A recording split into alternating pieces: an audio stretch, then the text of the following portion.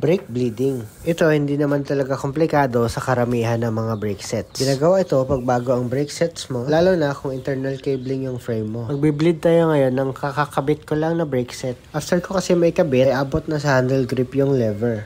Kasi napasukan yata ng hangin yung system. Ngayon, ang gagawin natin ay i-refill natin yung oil na kulang at alisin natin yung hangin. Gagamit ako ng mineral oil from Shimano. Meron lang palang special tool na kailangan, pero hindi naman ito kamahalan. I-share ko sa dulo nitong video. Nakita nyo ba yung may lumabas na mga bula? Yan po yung hangin na nakapasok sa system. Ngayon, kailangan lang natin i-pump yung lever hanggang sa matapos na yung paglabas ng bula.